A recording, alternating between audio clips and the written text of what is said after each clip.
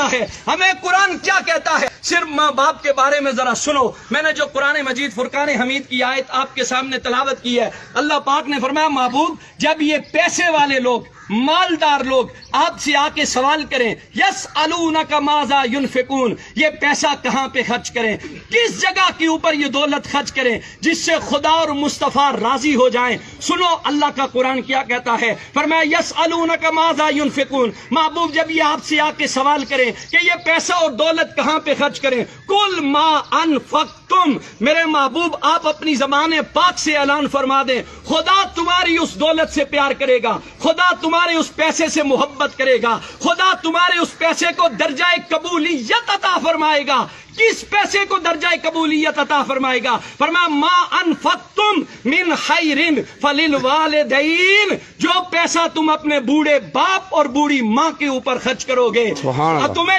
Guarantee مل رہی ہے کہ جس بندے نے اپنے ماں باپ کے اوپر پیسہ خرچ کیا، جس نے ان کی خدمت کی، جس نے ان کا احترام کیا، جس نے ان سے دعائیں لی ہیں، اس بندے کے ساتھ خدا بھی راضی ہے، خدا کے محبوب بھی راضی ہیں. یہ بات یاد رکھو. یہاں سے 7 لاکھ روپے خرچ کر کے بندہ حج پڑھنے جاتا ہے، نہ اس کے پاس مکے کے مفتیوں کا فتویٰ ہے، نہ پاکستان کے مفتیوں کا فتویٰ ہے کہ تو نے 7 لاکھ روپے خرچ کیے، تو نے کعبہ شریف کی زیارت بھی کی ہے، تو نے وہاں صفا اور مروہ کی سعی بھی کی ہے، تو مکے اور مدینے کی گلیوں میں گھوما بھی ہے. اس کے پاس سند نہیں ہے کہ تیرا حج قبول ہو گیا ہے، تیری عبادت قبول ہو گئی ہے، تیرا جھکنا قبول ہو گیا ہے. خدا کی رحمت کی امید تو ہے لیکن قبولیت کی گارنٹی کوئی نہیں دے سکتا. لیکن سنو، جنہوں نے ماں باپ کی خدمت کی ہے، ان کے ساتھ محبت کا رشتہ قائم رکھا ہے. میرے آقا کی حدیث پاک کہتی ہے، فرمایا صبح سویرے اٹھو، مسکراتے چہرے کے ساتھ اپنے باپ کے سامنے جا کے کھڑے ہو جاؤ،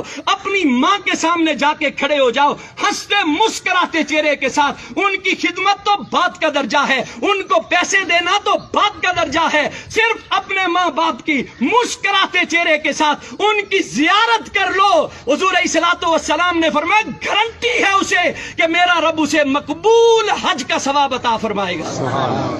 ہم یہاں سے حاجی صاحب بننے کے لیے مکے کی گلیوں میں تو جاتے ہیں، مدینے کی گلیوں میں تو جاتے ہیں، پیسے تو خرچ کرتے ہیں. کبھی سوچا تمہارا بوڑھا باپ گھر میں بیٹھا ہوا ہے، کبھی سوچا تمہاری ماں وہ محبت کی نظروں سے تمہیں دیکھ رہی ہے، شاید میرے بیٹے کو زندگی کا گزرا ہوا کوئی لمحہ یاد آ جائے، شاید اسے زندگی کی کوئی بیتی ہوئی یادیں ستائیں کہ میرے باپ نے میرے لیے اتنا کچھ کیا تھا، میری ماں نے لوگوں کے دروازوں کے اوپر جا کر کپڑے دھو کر برتن مانج کے لوگوں کے گھروں میں جھاڑو لگا کر. آپ اور میں روز دیکھتے ہیں بوڑھے ضعیف العمر لوگوں کو کہ روڈ کے اوپر سوٹی اٹھا کر لوگوں سے مانگ رہا ہے. کبھی اس بابے سے ایک دفعہ پوچھ کے دیکھو، بابا یہ تو کس کے لیے مانگ رہا ہے؟ تو لوگوں کے دروازوں کے اوپر جاتا ہے، تو کس لیے جاتا ہے؟ کیا تجھے اپنی ضرورت ہے؟ وہ باپ کہتا ہے نہ مجھے میری ضرورت نہیں ہے، میں زندگی گزار سکتا ہوں، لیکن میرے گھر میں ننھے بچے ہیں جو شام کو میرا راستہ تکتے رہتے ہیں. ہمارا باپ گھر میں سودا لے کے آئے گا،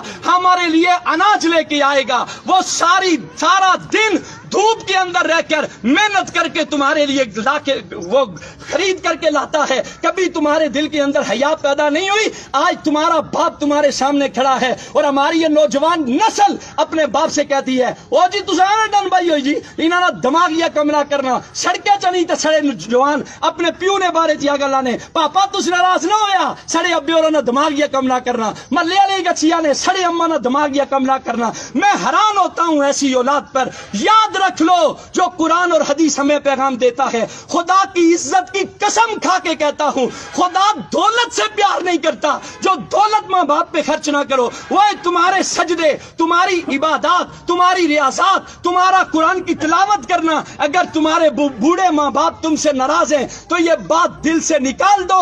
خدا تمہارے سجدوں کو قبول کرے گا، خدا تمہاری عبادت کو قبول کرے گا. ماں کا تو کیا کہنا میرے بھائی، ماں تو زمانے کی وہ ہستی ہے جسے قرآن نے چاند کہا ہے. ساری کائنات ایک طرف ہے، ماں کی ہستی ایک طرف ہے. ماں جیسا تو اللہ نے کائنات کے اندر کسی کو پیدا ہی نہیں کیا ہے. وہ ماں جس کے بارے میں ایک شاعر بول کے کہتا ہے ایک مدت سے میری ماں نہیں سوئی تابش، میں نے فقط ایک بار کہا تھا کہ مجھے ڈر لگتا ہے. تابش کہتا ہے میں نے زندگی میں ایک مرتبہ کہا اماں مجھے ڈر لگتا ہے، اس کے بعد میری ماں نے سونا ہی چھوڑ دیا. ایک اور شاعر بول کے کہتا ہے، وہ کہتا ہے وہ اس ڈر سے دوپہر کے وقت بچوں کو سلا دیتی ہے شاید کھلونے بیچنے والا پلٹ کے واپس نہ آ جائے۔ ایک اور شاعر بول کے کہتا ہے، وہ کہتا ہے جس گھر میں روٹیاں 4 ہوں بندے 5 ہوں اس گھر سے ایک ہی ہستی کی صدا بلند ہوتی ہے، مجھے بھوک نہیں ہے، وہ کوئی اور نہیں ہوتا، رب کعبہ کی قسم وہ ماں ہوتی ہے۔ ایک اور شاعر بول کے کہتا ہے، وہ کہتا ہے اس زمانے